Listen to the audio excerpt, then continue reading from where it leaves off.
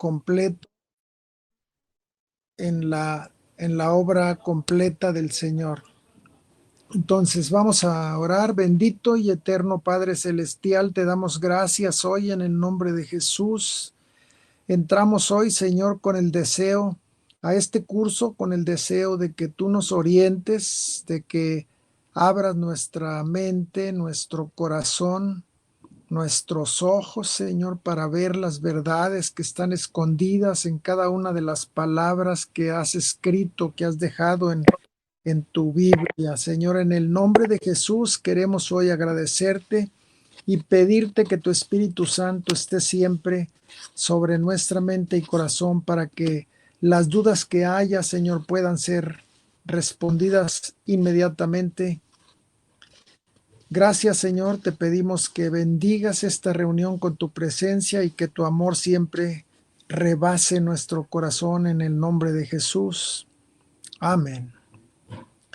Bueno, entonces, no sé si aquí nos quedamos. ¿Quién se acuerda la diapositiva última que vimos?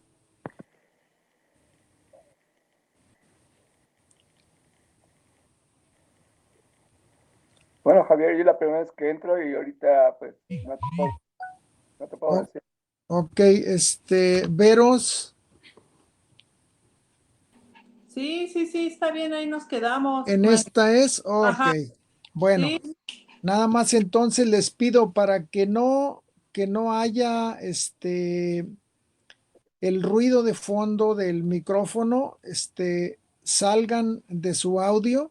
Solamente cuando haya una pregunta, encienden su audio y comenzamos a hablar según el que tenga el micrófono para preguntas. Si me hacen favor, entonces ahorita salgan de su audio y vamos a comenzar. Ya lo encienden cuando haya la pregunta.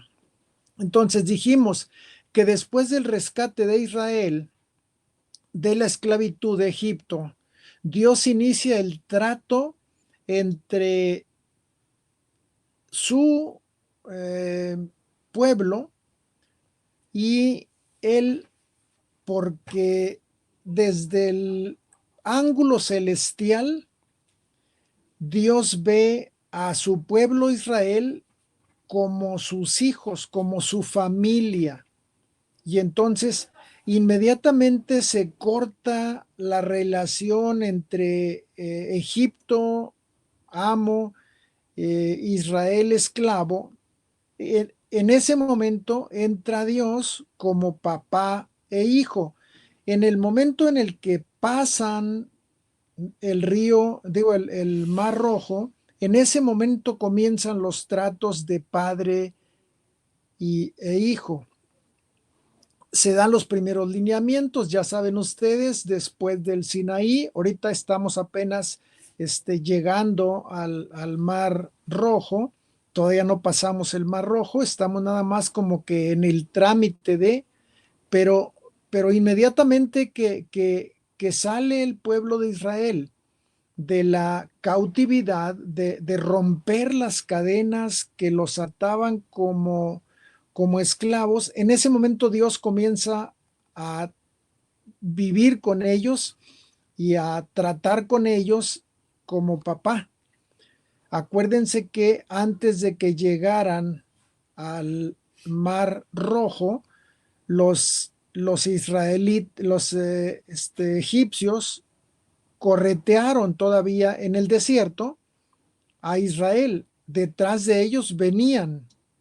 Y entonces Dios se pone en medio del pueblo de Egipto e Israel, y para los egipcios era oscuridad, para los hebreos era luz, para los egipcios era viento arenoso, para los hebreos era luminosidad y pureza de ambiente.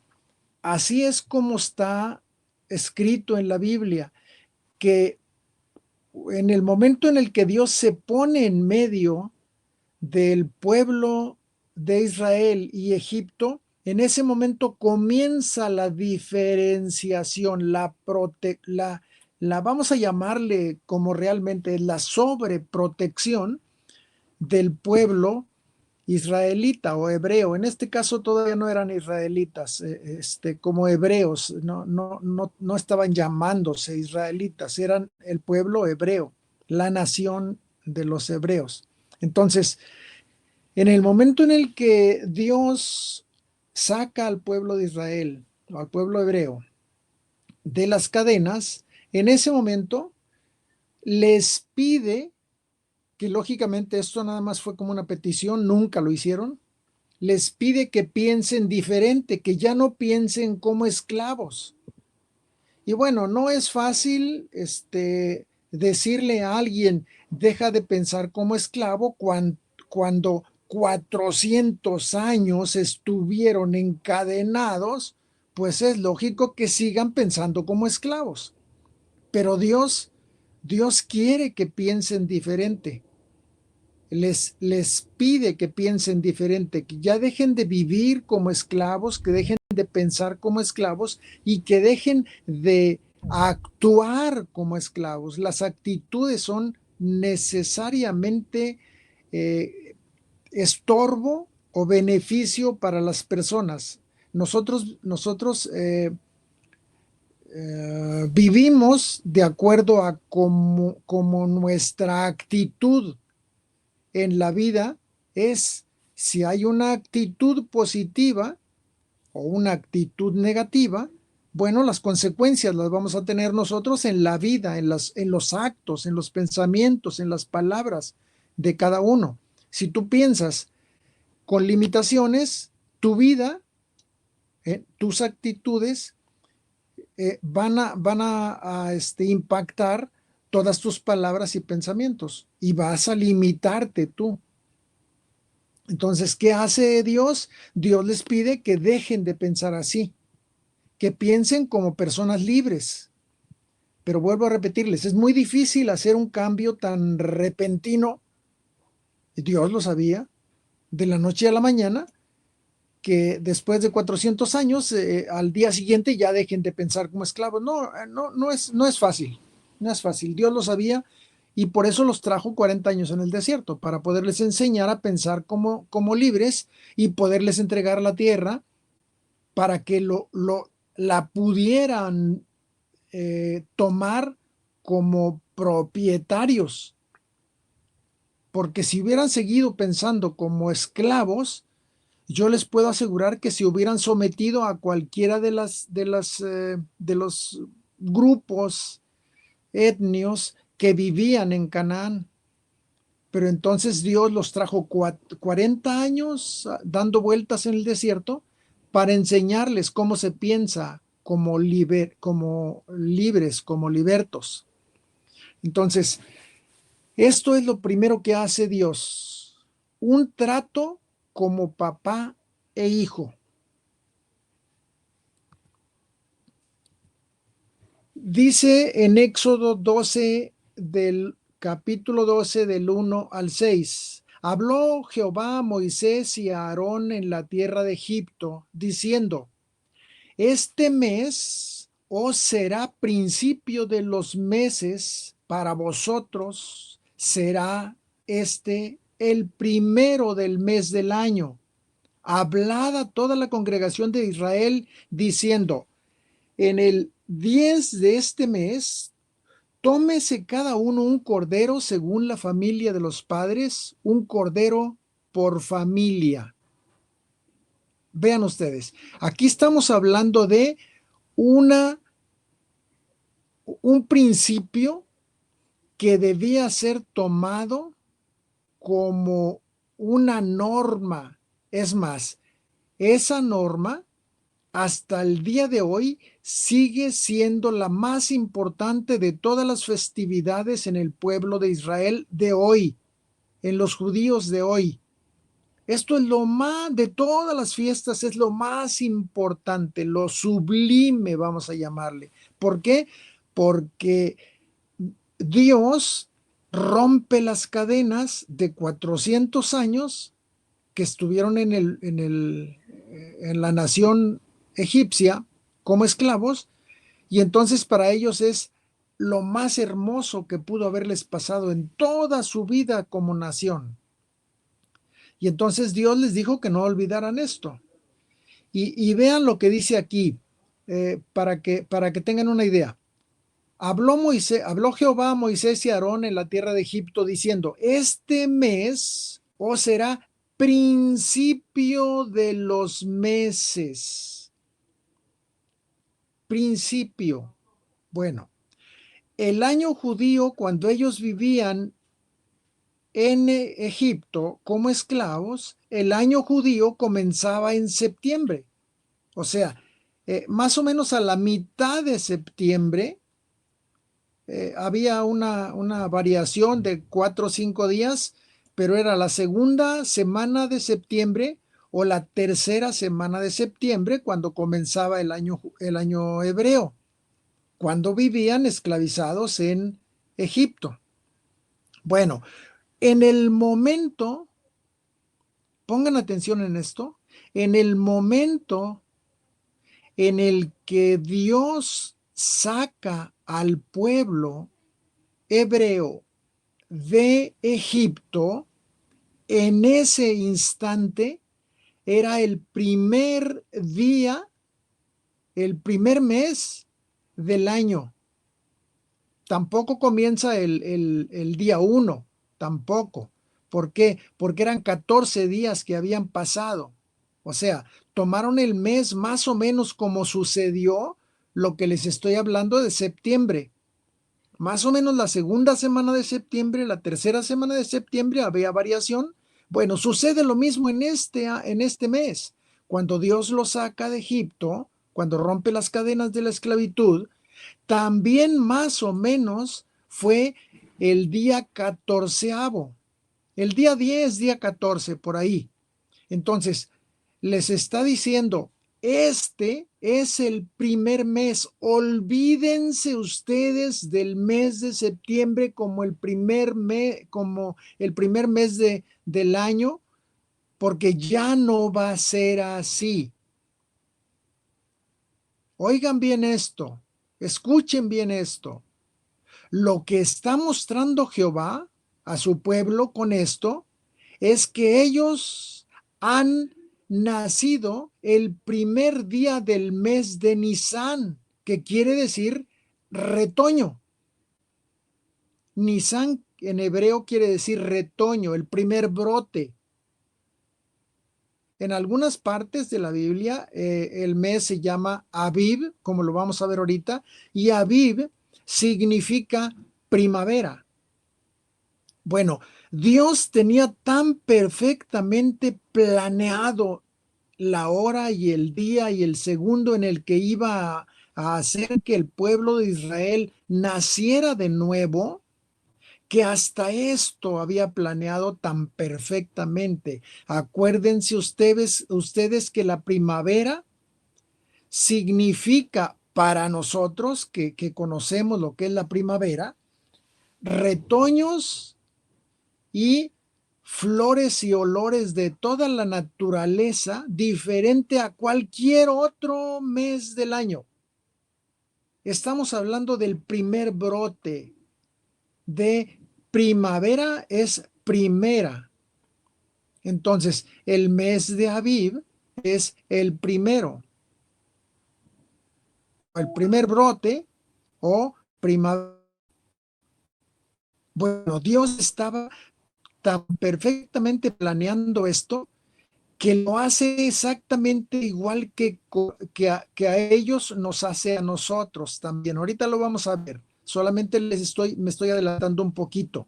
Entonces, recuerden esto, el pueblo de los hebreos iniciaba su año más o menos a la mitad de septiembre. Dios rompe ese calendario y pone un calendario nuevo, que es el que manejan ahorita los hebreos. Es el que manejan ahorita.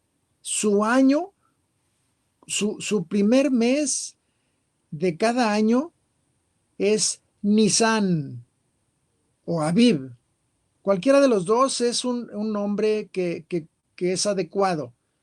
Nisan retoño y Aviv primavera. Los dos coinciden perfectamente. Son palabras que tienen significado para ellos, pero es igual.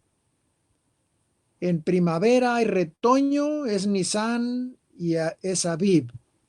En primavera es Aviv y retoño es Nisan. Es lo mismísimo para ellos. No se confunden. Nosotros sí decimos, bueno, ¿por qué Nisan en alguna palabra hebrea? Y Aviv, otra palabra hebrea que es el mismo año, sí, porque quiere decir lo mismo. Retoño y primavera. Bueno, no se olviden de esto porque lo vamos a retomar cuando ya tengamos la comparación en lo que hizo con nosotros. Nada más acuérdense de esto, se los voy a salir de la ampliación y voy a ponerles aquí, dejen ver.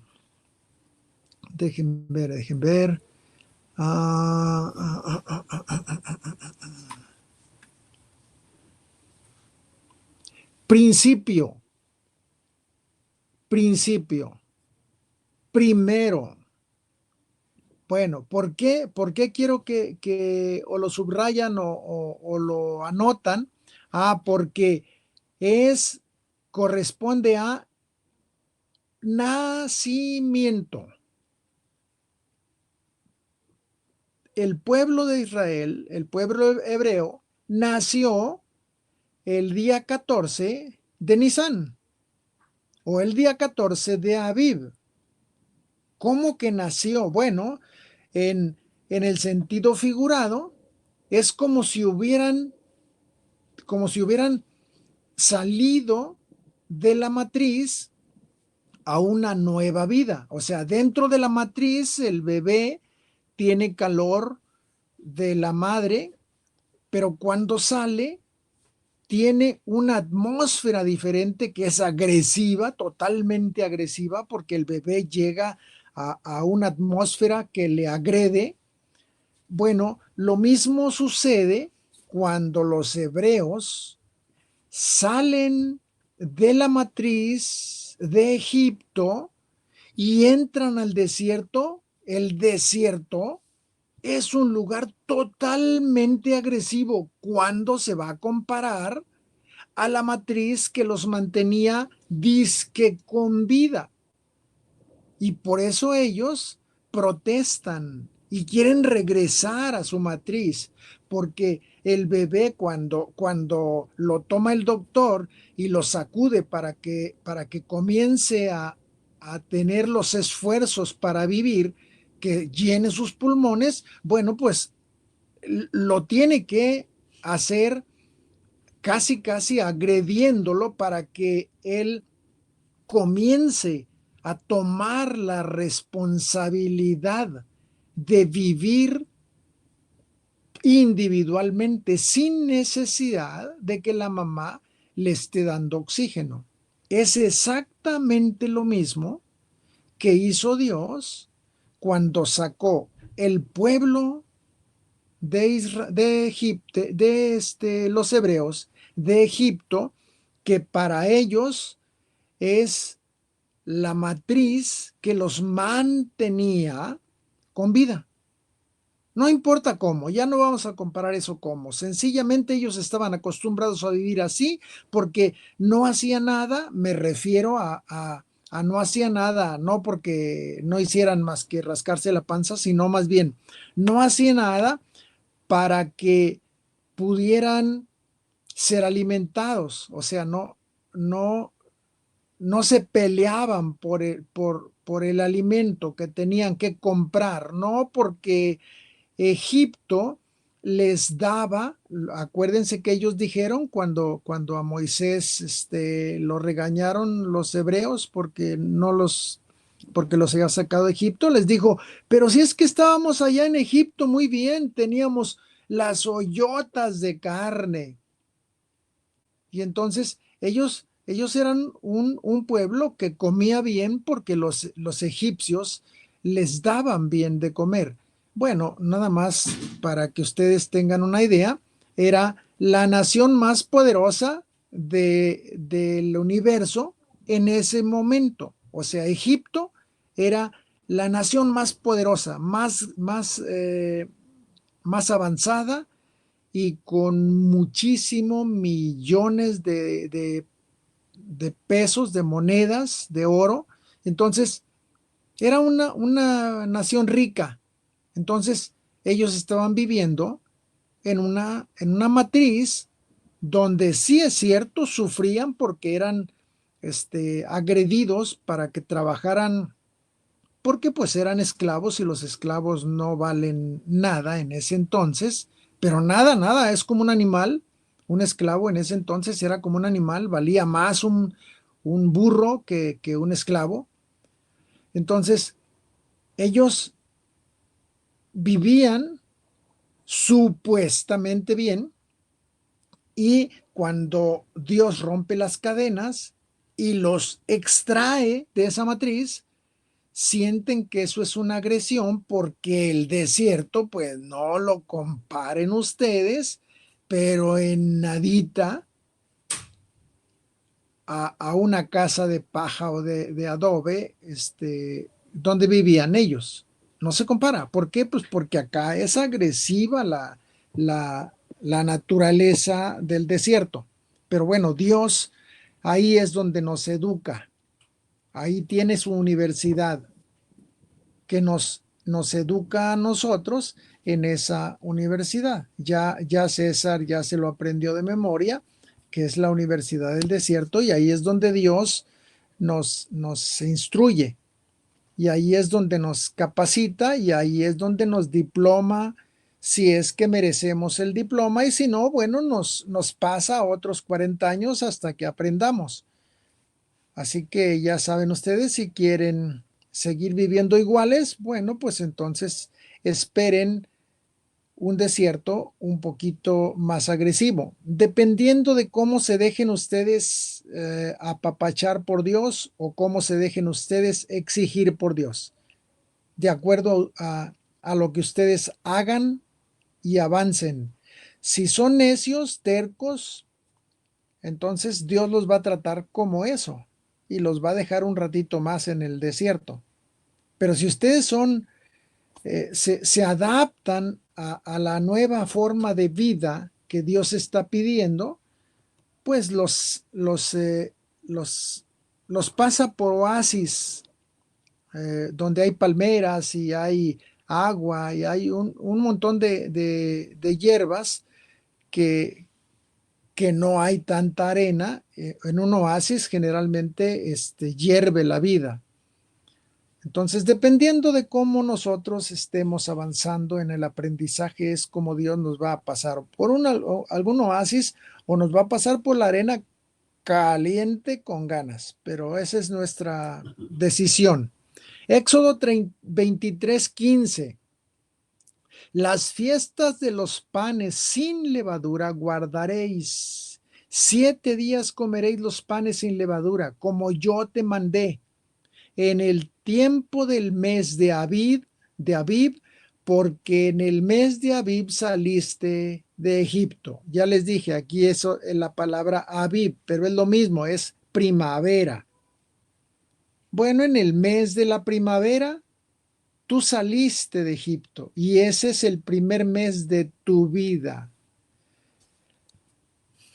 Es lo mismo que ha querido Dios hacer con nosotros, exactamente igual, igual, igual, igual, igual. Nosotros volteamos a ver el mundo y decimos, ay, tan sabroso que estaban las chelas, tan sabrosas que estaban las pachangonas que me aventaba yo en diciembre y cosas así de ese tipo, ¿no?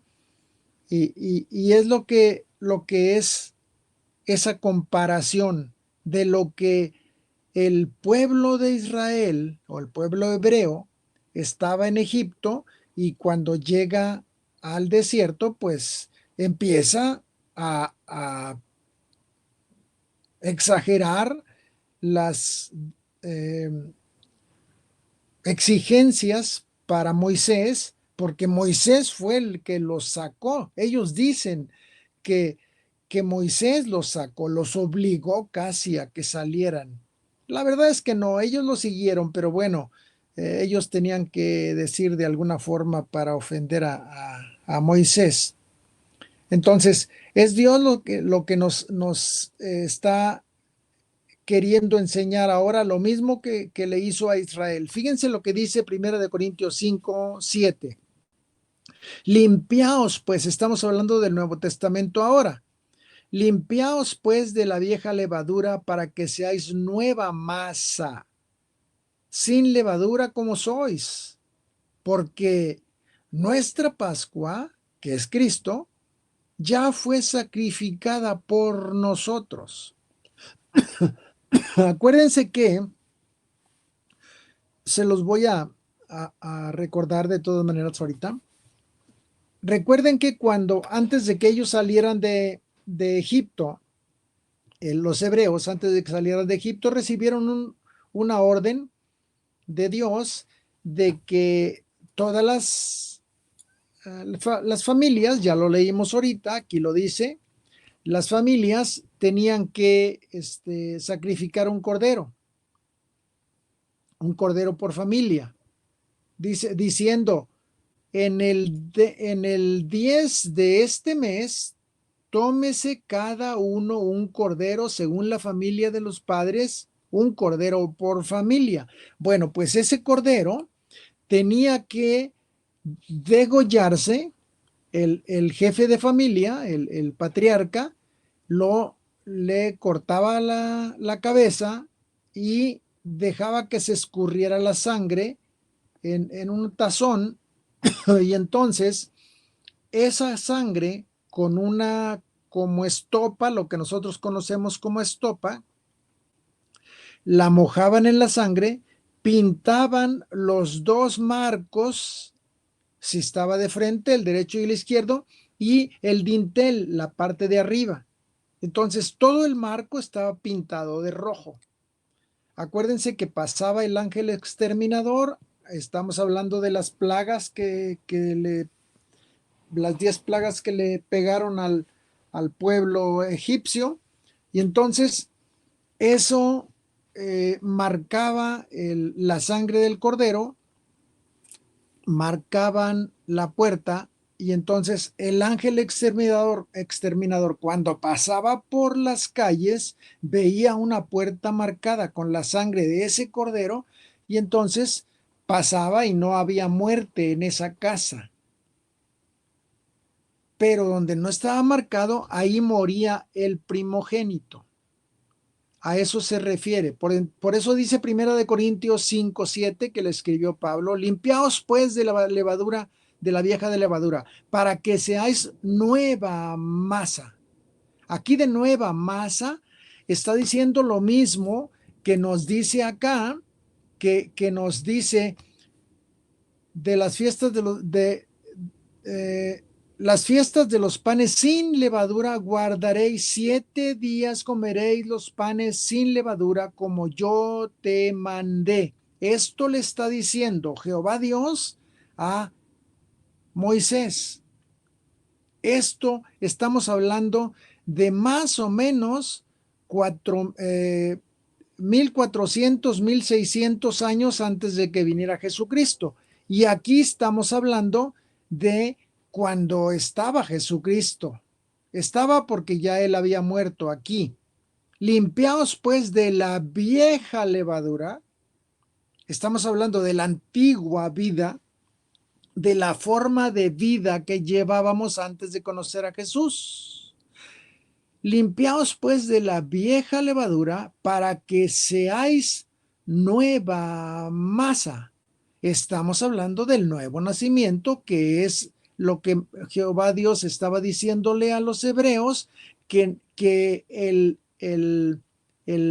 mes de Nisan iba a ser su primer mes, hablando de el nacimiento de un pueblo diferente, de un pueblo nuevo, de un pueblo que no tenía nada que ver con la manera de vivir cuando estaban encadenados a una vida de esclavos para hacer adobes, que era lo único que hacían los hebreos. Y entonces una nueva masa significa una nueva vida, una nueva masa sin levadura, como sois, porque nuestra Pascua, que es Cristo, ya fue sacrificada por nosotros. Es decir, cuando habla aquí de por nosotros, está hablando de que nosotros sacrificamos nuestro cordero para que en la casa, que la casa se refiere aquí a nuestra vida, que en la casa pudiéramos tener vida cuando Jesucristo venga en la segunda venida, nos va a encontrar a nosotros que tenemos la marca del Cordero, es decir, tenemos la sangre que fue sacrificada, fue sacrificado Jesucristo como nuestro Cordero. Nosotros tomamos de esa sangre y nos pusimos en nuestro corazón. Estamos hablando espiritualmente de esto. Entonces, eso es de lo que está hablando. 1 Corintios 5, 7. Y luego dice, 1 Corintios 11, 23, porque, dice Pablo, porque yo recibí del Señor lo que también os he enseñado. Y aquí comienza, ¿qué es lo que recibió? Que el Señor Jesús, la noche que fue entregado, tomó pan y habiendo dado gracias, lo partió y dijo, tomad, comed, este es mi cuerpo que por vosotros es partido. Y luego aquí viene la recomendación, haced esto en memoria de mí. Lo mismo que Jehová Dios en el Antiguo Testamento, 1400, 1600 años antes de que sucediera esto que estamos leyendo de 1 Corintios 11, más o menos 1400, 1600 años, estaba diciendo que no olvidaran los hebreos qué día los había sacado de la esclavitud, que esto siempre lo recordaran. Bueno, vean cómo Jesús hace la misma recomendación. Haced esto en memoria de mí. Si hay algo, si hay un acto más sublime que nosotros debemos recordar, es la muerte del Señor Jesucristo por nosotros. Es decir, en lugar de nosotros. Ese es por nosotros. Es en lugar de nosotros. Es decir, nosotros debíamos estar colgados en la cruz. Bueno, él dice, no quiero que vaya César, yo voy por él. Déjenlo a él libre, yo voy a sacrificarme. A mí sacrifíquenme. Eso es lo que está diciendo. Y luego, bueno, aquí nos recomienda, haced esto en memoria de mí. Él quiere que siempre que estemos recordando de que Él nos vino a rescatar de la esclavitud que teníamos cuando vivíamos todavía sin conocerlo en el mundo. De eso se trata este versículo del capítulo 11, versículo 23.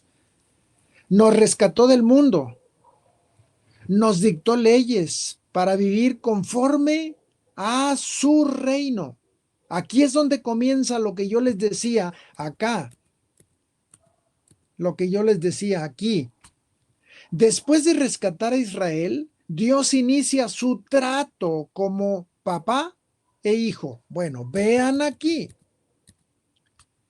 Dios, después de que nos rescató del mundo, nos dicta leyes para que nosotros dejemos de estar pensando como pensábamos cuando éramos mundanos, que solamente y egoístamente pensábamos. Primero yo, después yo y al último, por si acaso se me olvida, también yo. Su propósito es poner los estándares más altos de los que acostumbrábamos vivir cuando vivíamos en el mundo.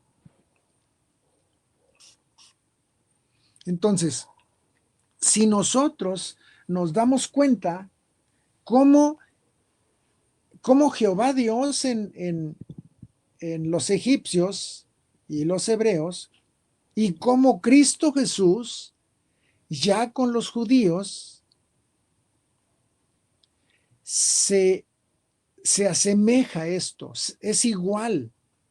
Un cordero que fue sacrificado antes de salir de Egipto, un cordero que fue sacrificado antes de que Alfredo y César fueran liberados de la esclavitud, de las cadenas que les había puesto el mundo. Es exactamente igual, exactamente igual. No nos vamos a meter mucho en esto, hay muchas cosas que decir ahí, pero creo que esto es más que suficiente para dejar claro la relación que hay de la salida del pueblo hebreo y de la salida de cada uno de nosotros del mundo. ¿Por qué les digo que vamos a dejar? Porque hay otras cosas que nos van a impactar más, que es lo que sigue. Lucas 16, 16 y 17, en la traducción de latinoamericana, la TLA, dice: la ley y los profetas se anunciaron hasta Juan. Desde entonces se anuncian las buenas nuevas del reino de Dios y todos se esfuerzan por entrar en él. Pero es más fácil que desaparezcan el cielo y la tierra que deje de cumplirse una sola tilde de la ley. Una tilde es un acento. Entonces, la ley y los profetas, estamos hablando de todo el Antiguo Testamento, como los 5 libros del Pentateuco: Mateo, Marcos, Lucas, Génesis, Éxodo, Levítico, Números, Deuteronomio, que son el Pentateuco, que es la Torá para los hebreos, y todos los profetas de ahí para adelante, los mayores y los menores, todos hablaron de la venida del reino de Dios a esta tierra. ¿Se cumplió cuándo? Cuando Juan el Bautista estaba bautizando en el Jordán y todos los hebreos o los judíos llegaban a bautizarse con él. Cuando llega Jesucristo, a todos les grita: he ahí el Cordero de Dios que quita el pecado del mundo. Esa es el anuncio más grande que pudo haber oído ninguna oreja mundana. Lo más grande que pudo haber oído fue eso: he ahí el Cordero de Dios que quita el pecado del mundo. No lo quita porque Él tenga poder para quitarlo, sino lo quita solo si tú permites, si tú lo pides que Él lo haga. Mientras, Él no lo va a quitar. Pero ahí está. Es como algo potencial, o sea, una carga potencial. Ahí está. Nada más es cuestión de que la dejes caer y hace el efecto que la gravedad lo jala de una carga potencial. Es una carga que está a, digamos, 30 metros subido a un lugar, y luego, mientras no la dejes caer, no hay ningún efecto hasta que la dejas caer. Bueno, en Cristo Jesús es lo mismo. Dijo Juan: he ahí el Cordero de Dios que quita el pecado del mundo. No lo va a quitar así hasta que tú permitas, hasta que tú lo invites, hasta que tú lo quieras.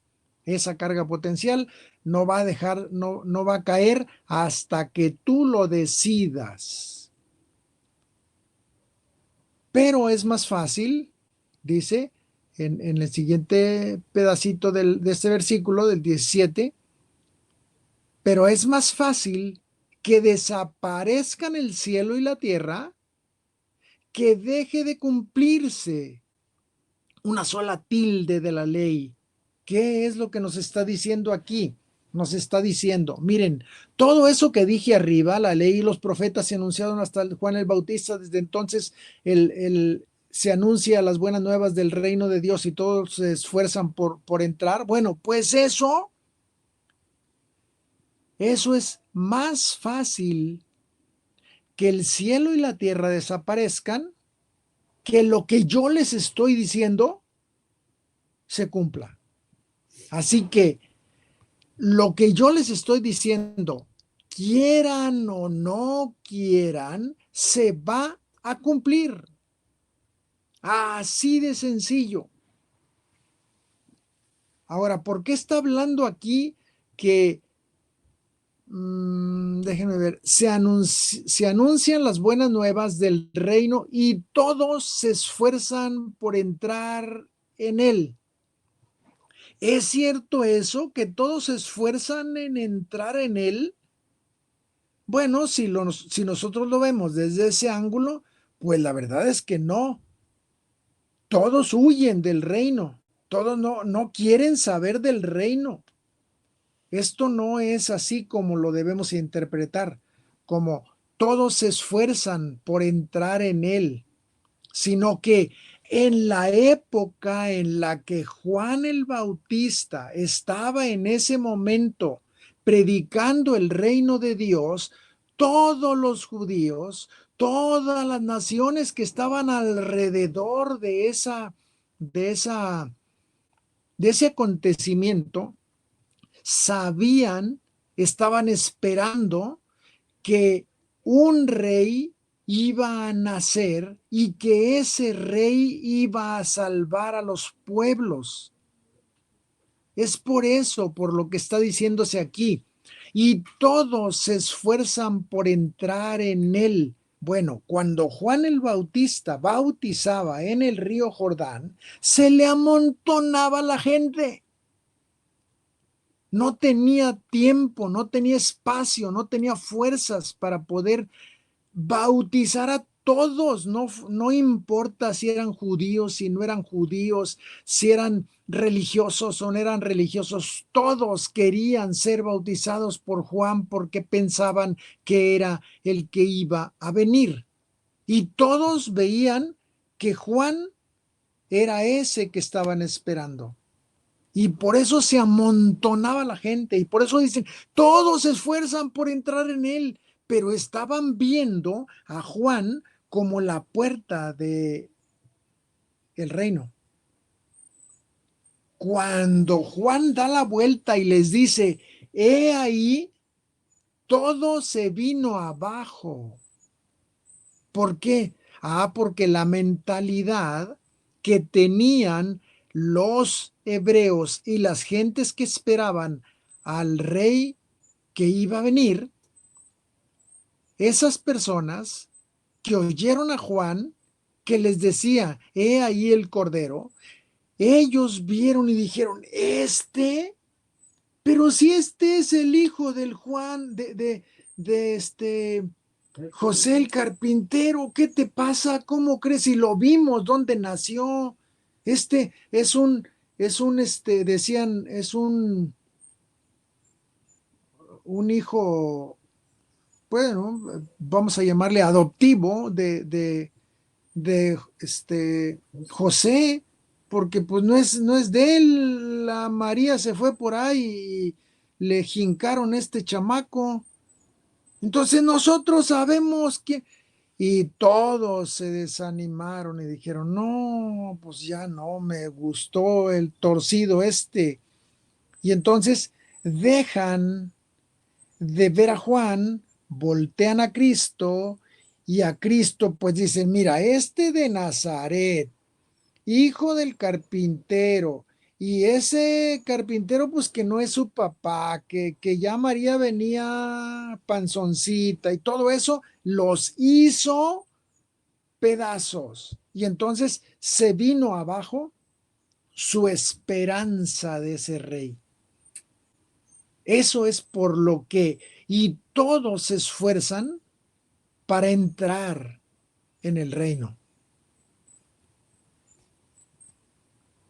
Cuando Israel sale de Egipto, fue tan impactante, fue tan terriblemente impactante este hecho de que el pueblo de los hebreos sale en libertad. Ninguna nación había hecho esto jamás en la historia de todas las naciones, que una nación dejara en libertad a sus esclavos, que en ese entonces, haciendo cuentas de los estudiosos que han sacado los números, que más o menos eran 2 millones de esclavos los que tenía el pueblo de los egipcios. ¿Cómo van a pensar ustedes que Egipto iba a dejar en libertad a los hebreos? ¿A 2 millones de esclavos? Entonces, este fue impactante. Este hecho fue impactante, y entonces todas las naciones que estaban alrededor, cuando vieron esto, dijeron: aquí hay algo que no me está gustando mucho, vámonos con ellos. Y se añadieron multitud de gente. Vean ustedes en lo que dice Éxodo 12, 38 de la Nueva Versión. Fíjense lo que dice: también salieron con ellos, también salieron con los hebreos, personas de diferentes nacionalidades. Y miren cómo, con gran cantidad de vacas y ovejas. Y bueno, otras versiones dicen dinero y oro y joyas. ¿Por qué? ¿Por qué creen, mis hermanos? Porque esto era imposible, que un pueblo se liberara así tan fácil de la esclavitud, de las cadenas de 400 años, cuando todos los pueblos que rodeaban a Egipto sabían que tenían más de 400 años de esclavos esta gente, y de repente el Dios de ellos, de esa gente, destruyó Egipto. Destruyó significa destruyó, los dejaron en la ruina. Siendo la nación más poderosa del universo, los dejaron despedazados, los dejaron pobres, sin sus primogénitos, no tenían ganado, no tenían nada de ganado. No tenían cosechas, ni cosechas había. Sus ríos estaban contaminados y apestosos. Toda la tierra apestaba a pudrición. Oigan, ¿cómo no iban a estar estas personas que rodeaban a Egipto impresionados por lo que había pasado adentro de la nación más grande, más poderosa, más rica? Pues lógicamente que ellos dijeron: aquí tiene algo que ver esto, que su Dios los hizo. Y entonces, pues vámonos con ellos. Se hicieron hebreos. O sea, adoptaron la nacionalidad hebrea, y entonces ya ustedes podrán ver. Si eran 2 millones, pónganle ustedes que medio millón más de hombres se metieron con los hebreos para irse con ellos, y atravesaron el Mar Rojo. Impresionante esto. Impresionante. Dios decide Dios decide iniciar educando a su nueva familia celestial ahora. En el momento en el que los saca Hay que educarlos. ¿Por qué? Porque van a entrar a una tierra que va a ser de ellos.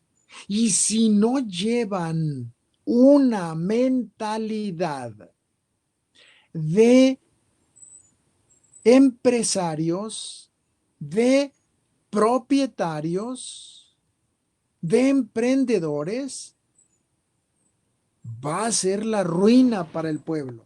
Entonces Dios los tendría que educar. Cuando Dios decide que vamos a vivir con Él en su casa, nos educa a su formato de reino. O sea, ya estamos hablando de nosotros. Allá con los hebreos los trajo 40 años educándolos en el desierto.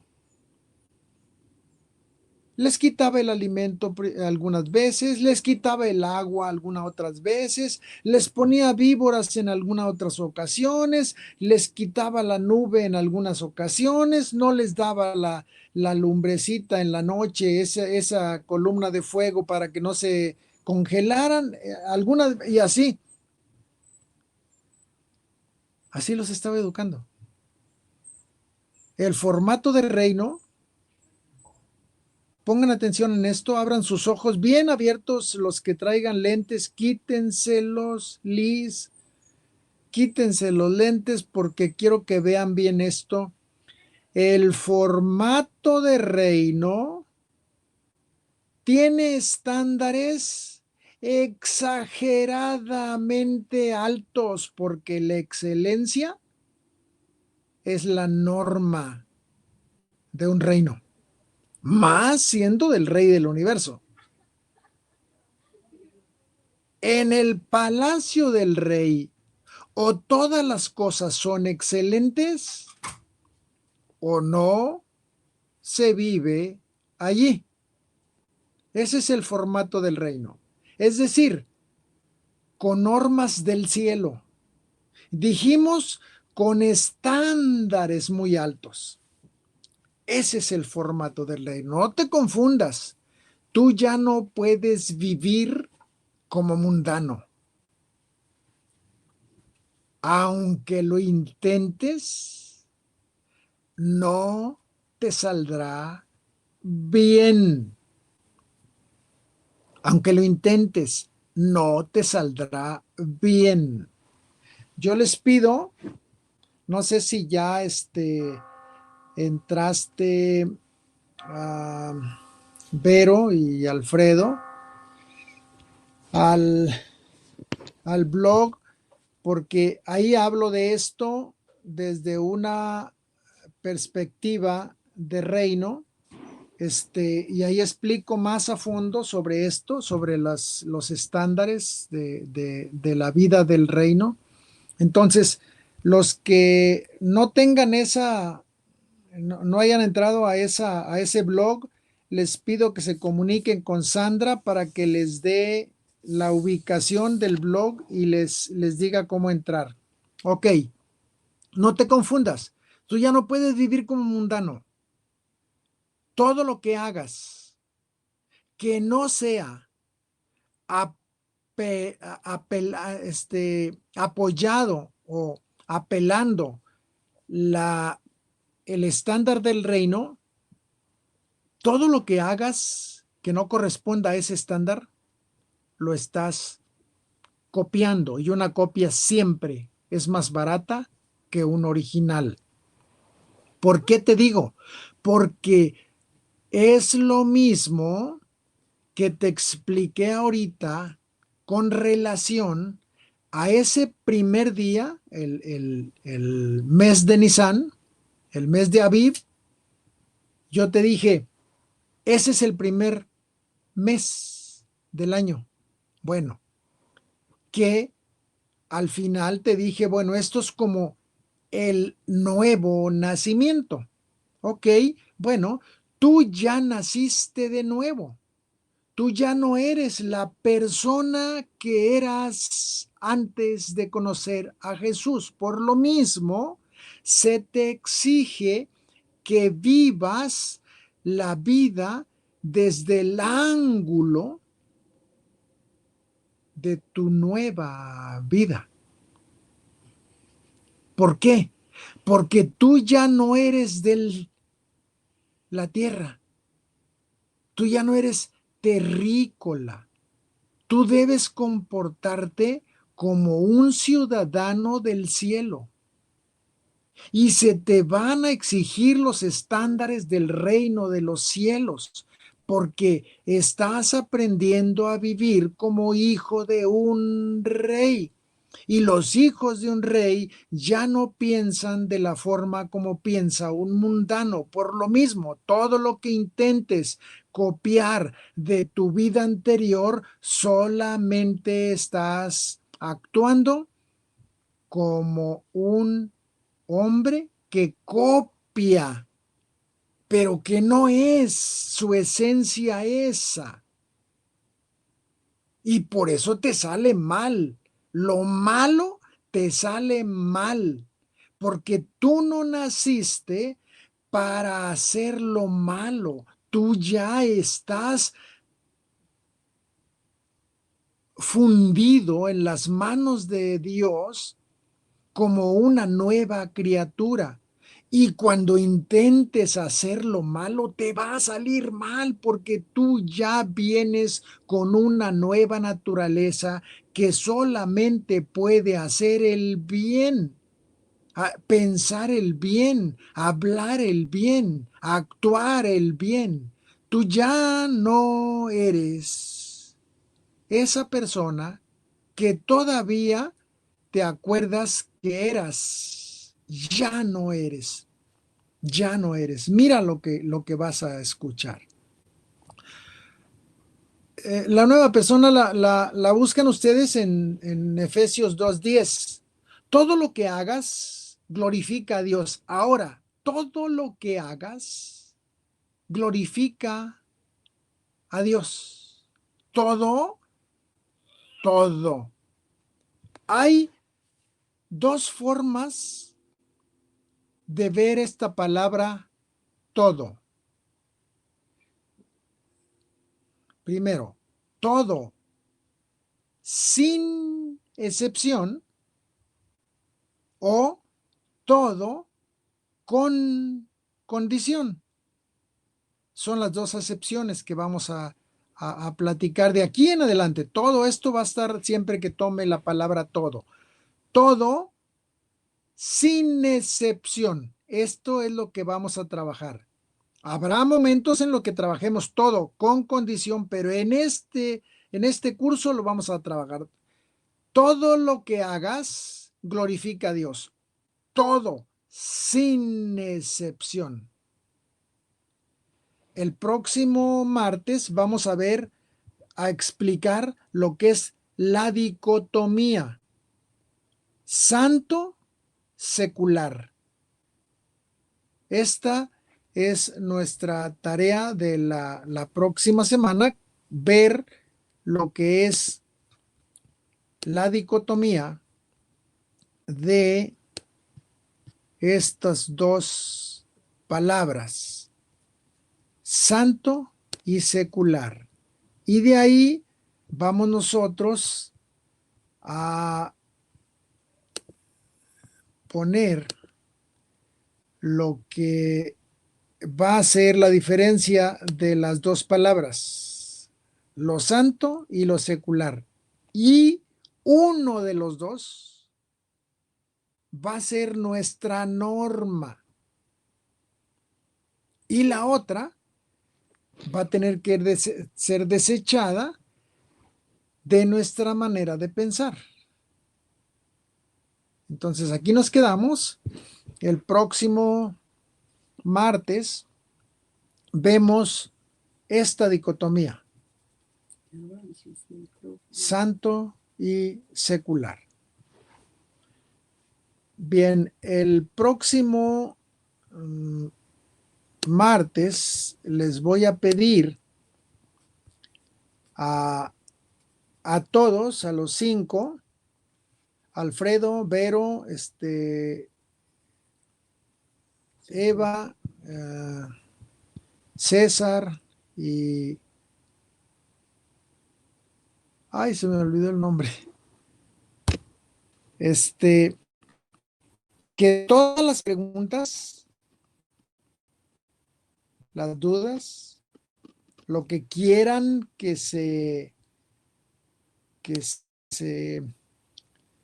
esté pues profundizando más o que quieran que se aclare un poquito, vamos a iniciar. Antes de comenzar, ¿me acuerdas, Vero? ¿Me acuerdas de que iniciemos con dudas o algo que quieran que se amplíe o que, bueno, nomás que las dudas no se amplíen, sí, pero que sí que se aclaren? ¿Sale? Entonces el próximo martes Sí, sería. maestro. Muy bien, vamos a orar.